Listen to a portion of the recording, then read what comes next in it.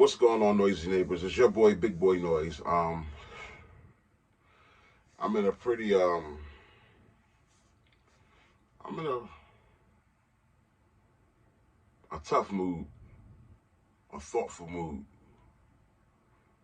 a morning mood. I like to first off um give my condolences to all the families that's been killed in these recent mass shootings. All these families that's been affected in the recent mass shootings. All the people who have died in these recent mass shootings, and I want to speak on the one mass shooting that was actually in my neighborhood where I'm from, where Go Long is from, my brother, Southwest Philadelphia, down at that area, 56 and King Session. Guys, that was right in my neck of the woods. So we're going to start with that particular mass shooting, where 5 people were killed. I believe 7 or 8 people were shot, and 5 people were killed. The gentleman, so far they saying, basically it's been a couple days now when they saying he had no motive. He came up, the one who came up, broad daylight, with the bulletproof vest on, with AR-15 style rifle, just pointing, shooting random people. A car rolled by, shot up the car, shot a kid. A little kid was in the car. Um, Shot the kid in the leg. I think the kid was 2 years old or something like that. Shot the kid in the leg. The glass shattered, messed up the mom's eyes and stuff like that. Um, one guy was found dead in his home 4 hours after everybody else was found dead. His dad came home from work. Could you imagine that? Coming home from work, finding your son dead in the living room from rifle fire. One shooter just went on a rampage just because he felt like it.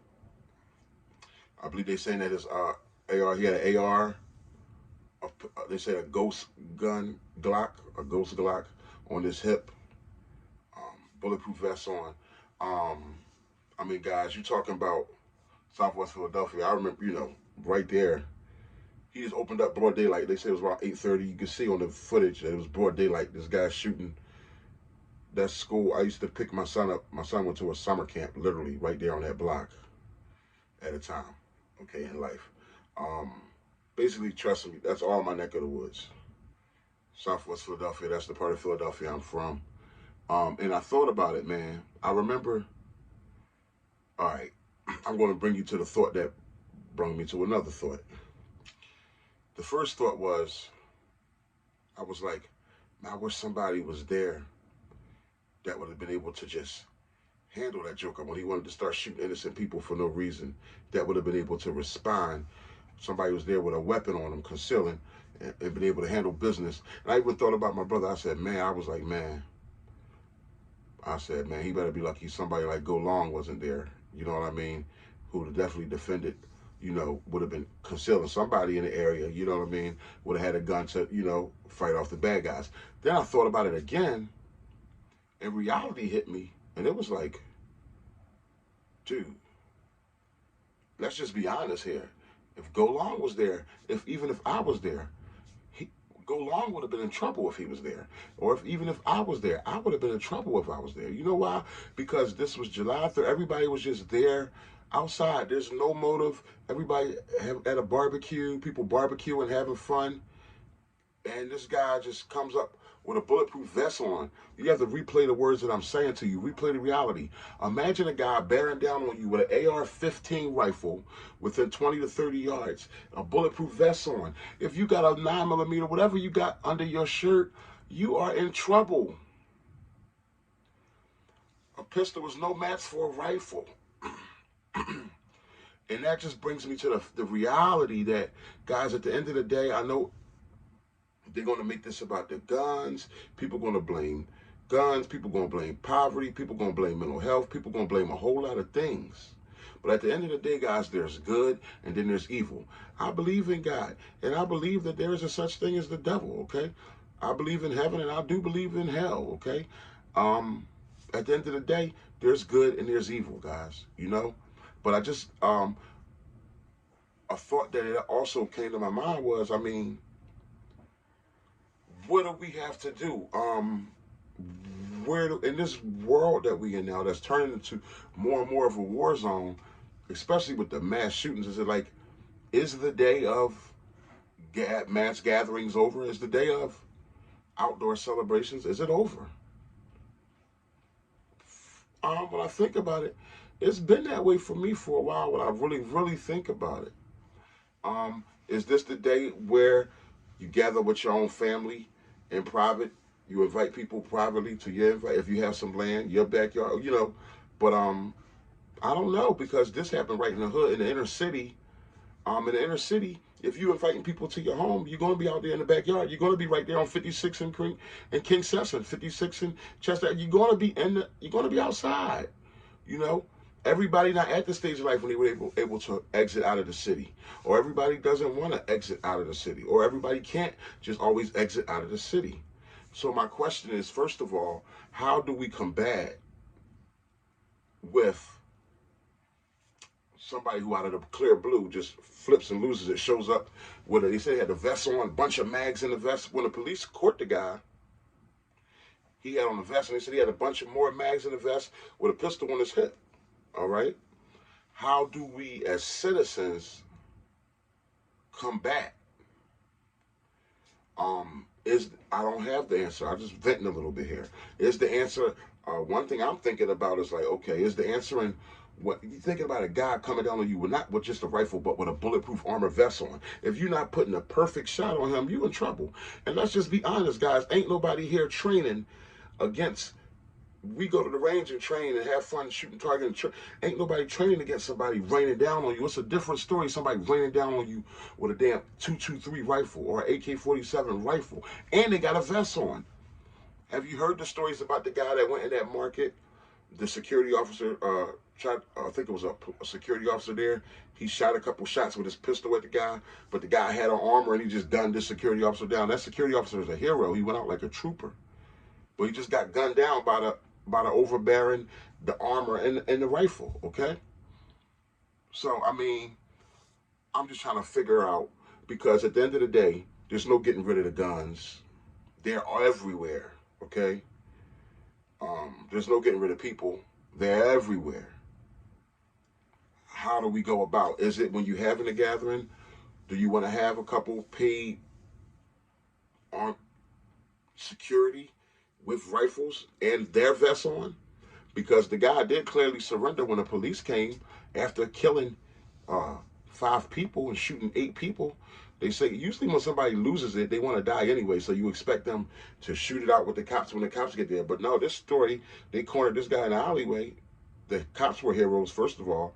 And one other thing we got to also acknowledge is that those cops, I'm sure they came up with rifles and they had their vest on when they went chasing this guy down. I'm sure they grabbed rifles out of the truck when they heard the gunfire, because when the cops arrived on the scene, they were scooping up bodies and trying to rush to the hospital. And they were hearing more shots a block away. Then they got to that area and found more bodies, and they was hearing more shots a block away. So they finally cornered this guy. I'm sure at some point some of those cops popped their truck and whipped out the rifles. But cops on duty, I'm sure they always have their vests on. Is it a day where, as citizens, we should just all have bulletproof vests? I mean, what are we doing here? This is a serious thing. This world we living in is crazy. I'm here to say one thing, that guns are not always the answer. Are guns a part of the answer? Yes. I would say, I mean, these type of things been having me thinking like, man, should I be concealing, with these type of things that can happen? And I know that these mass shootings, they happening a lot lately, but we also got to realize earthquakes happen a lot, but it don't mean that they're like everywhere every day. Earthquakes, there's natural disasters that wipe out people's homes, kill families, innocent people who had nothing to do with nothing. There's things that happen, there's diseases that hit people from out of the blue. So some things do happen out of the blue. We have to all be honest, and well, I will be honest with myself. I don't know about all of you listening. I'm talking here. We don't have all the answers to life. I do believe there's a good and an evil, but we don't have all the answers to life. And there is a such thing as things happening out of the blue.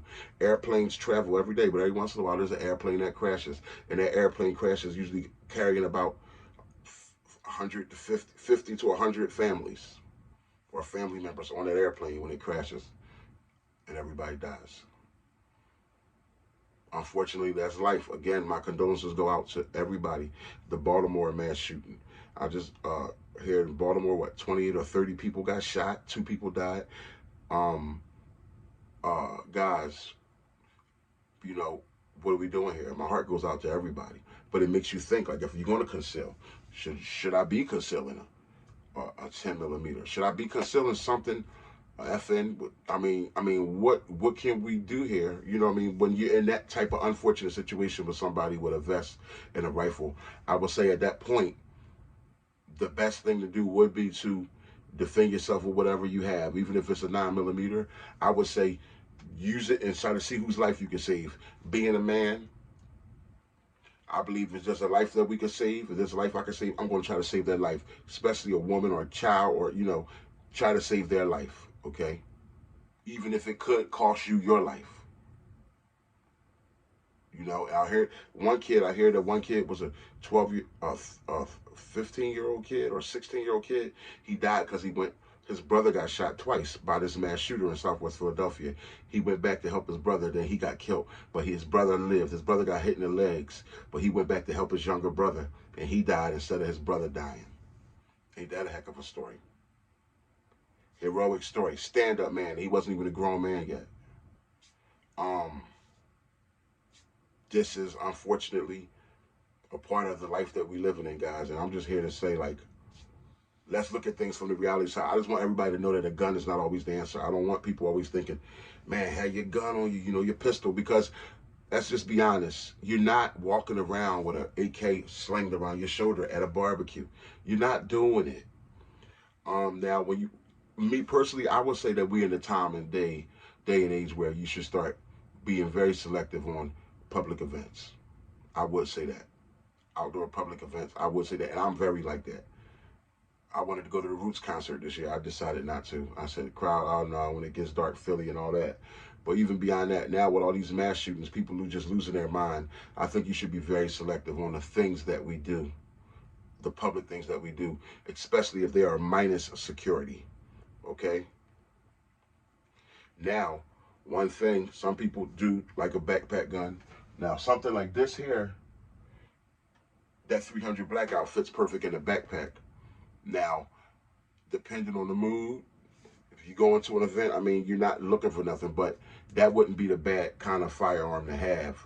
Something that could, give some penetration to a vest that's going to hurt a person even through the vest. That's going to crack some ribs, and this rapid fire, you're equalizing. You're making it at least an equal playing field. You got 30 rounds in your mag. You have something to throw down with now. If you're pulling that out of your backpack, if you happen to have a backpack with you, you got a nice backpack 300 blackout in there. Now that's better than having a 9 millimeter pistol. But let's just be honest. How many people are really walking around with backpack guns? Everybody got a backpack gun, but how many really walking around with the backpack gun in it? Not many. But I am going to say that if you're going to an event with no security, a public event with no security, this may be the time for us to start thinking a little more crucial about how much we're prepared. You might want to have your concealed carry, your pistol on your hip, and you might want to have your backpack, something like that. This is the way I'm thinking now. I'm not telling anybody else what to do, but this is how I'm starting to think. First of all, being very selective on the public events that you go to, because both of these mass shootings happened at outdoor mass celebrations for the July 4th holiday, public events. Okay? Me, I'm very selective. I've been that way for a while now. I understand that we in a world that's just getting worse and worse and worse. Until God does his thing or until whatever is going to happen. But we got to face the reality. We in a world of good and evil.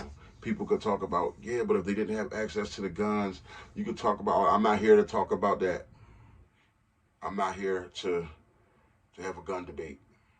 I'm here saying what we're going to do as a people to just begin to change, not make better, not to say that the people that were at those barbecues made wrong decisions, because they were living life, enjoying the fruits of their labor. They work hard. The young people were out playing. They're just alive.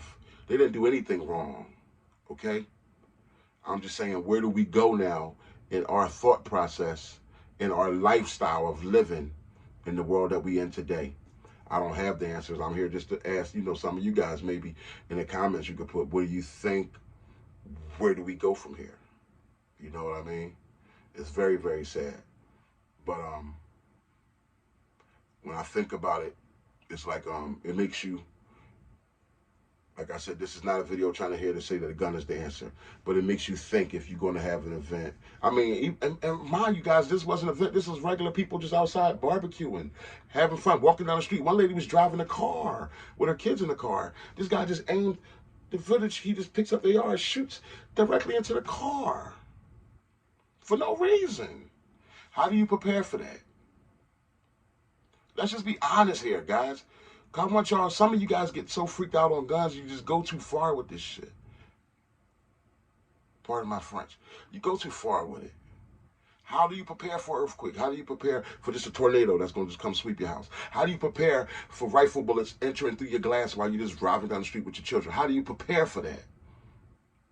She wasn't at the barbecue. Some things is life. Some things only God has an understanding of. We don't. Let's just be honest. One thing we can all do is pray. Give a moment of silence and have a mindset of mourning for those families, those fathers. I heard a 31-year-old father, a 59-year-old father, I believe, who was about to walk his daughter down the aisle in a week. A 31-year-old father, a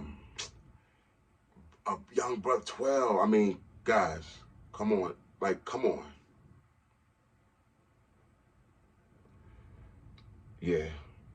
Being from Southwest Philly, not just being from Southwest Philly, I just, I don't speak on every mass shooting that happens, but I feel as though, like, this one was right there, in my neck of the woods, in my stomping grounds where I'm from, We all from planet Earth, so this is all bad.